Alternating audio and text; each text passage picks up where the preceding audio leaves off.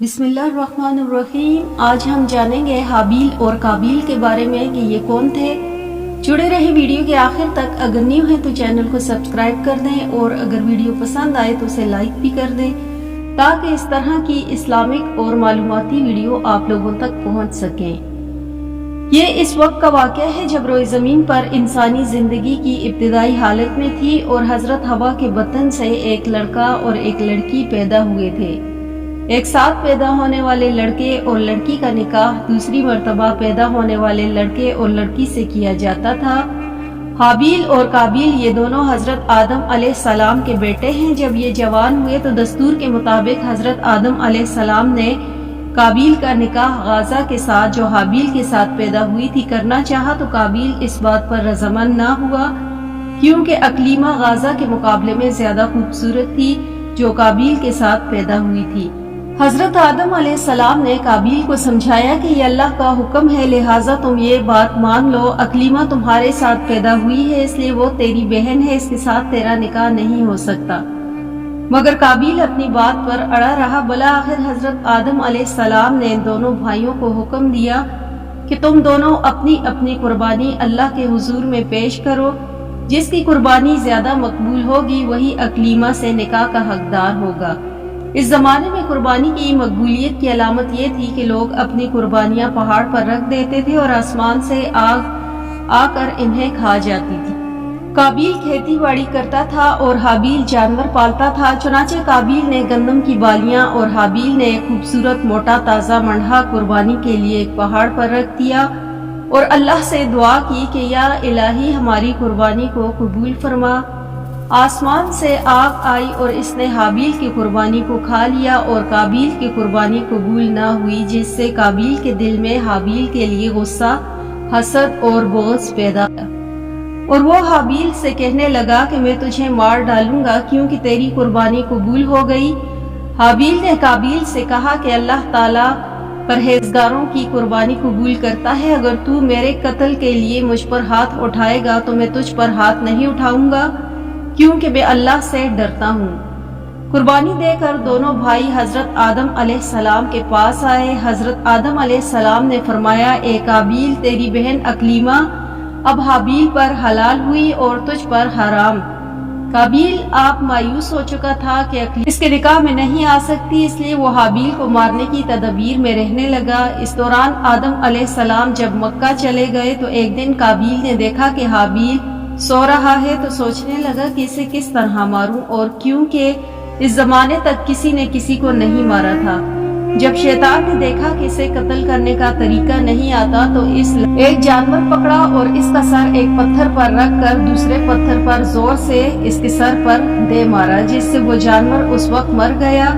یہ ترکیب دیکھ کر قابیل نے اپنے بھائی حابیل کے ساتھ یہی کیا اور زمین پر سے ایک پتھر اٹھا کر حابیل کے سر پر دے مارا اور اپنے بے گناہ بھائی حابیل کو قتل کر دیا۔ حابیل کے قتل کے بعد قابیل یہ سوچ کر بہت پریشان ہوا کہ اب اس لاش کا کیا کرے۔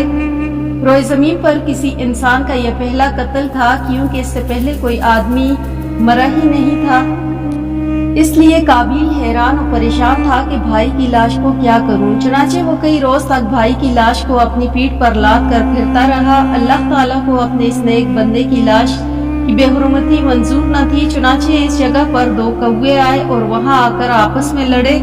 ایک نے دوسرے کو مار ڈالا، پھر زندہ کوے نے اپنی چونچ اور پنجوں سے زمین کا گھڑا کھودا اور اس میں اس مرے ہوئے کوے کو ڈال کر اوپر سے مٹی ڈال دی۔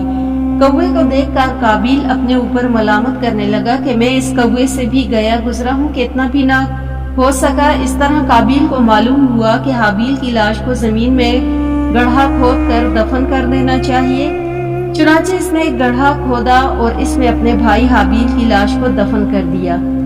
جب حضرت آدم علیہ السلام مکہ سے واپس آئے اور حابیل کو نہ پایا تو اس کو بہت تلاش کیا مگر وہ نہ ملا۔ لوگوں سے پوچھنے لگا، کسی نے جواب نہ دیا کہ حابیل کچھ دنوں سے معلوم نہیں کہاں ہے۔ حضرت آدم علیہ السلام نے حابیل کے صدمے میں کھانا پینا اور سونا بھی سب چھوڑ دیا اور شب و روز حابیل کے غم میں رہنے لگے۔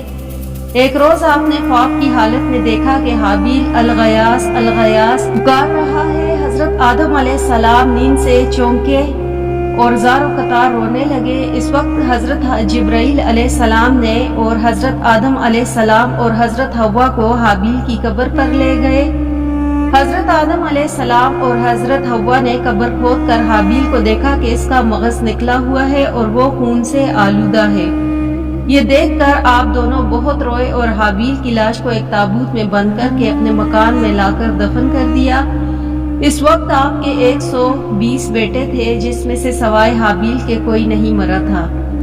روایت ہے کہ جب حابیل قتل ہو گئے تو 7 دن تک زمین میں زلزلہ رہا۔ قابیل جو بہت خوبصورت تھا، بھائی کے خون بہاتے ہی اس کا چہرہ بالکل سیاہ اور بدصورت ہو گیا۔ آدم علیہ السلام نے قابیل کو اپنے دربار سے نکال دیا اور وہ یمن کی سرزمین میں عدن میں چلا گیا۔ وہاں ابلیس اس کے پاس آ کر کہنے لگا کہ حابیل کی قربانی کو آگ نے اس لیے کھا لیا تھا کہ وہ آگ کی پوجا کرتا تھا، لہٰذا تو بھی آگ کی پرستش کر۔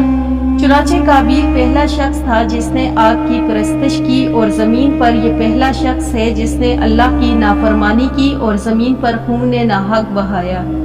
یہ وہ پہلا مجرم ہے جو جہنم میں ڈالا جائے گا۔ حدیث میں ہے کہ زمین پر قیامت تک جو بھی خون ناحق ہوگا، اس کے عذاب کا ایک حصہ بوجھ اور گناہ قابیل پر ہوتا ہے، کیونکہ اس نے سب سے پہلا قتل کا طریقہ ایجاد کیا۔ قابیل کا انجام یہ ہوا کہ اس کے ایک لڑکے نے جو کہ اندھا تھا اس کو پتھر مار کر قتل کر دیا، اور یہ بدبخت آگ کی پرستش کرتے ہوئے کفر و شرک کی حالت میں اپنے لڑکے کے ہاتھوں مارا گیا۔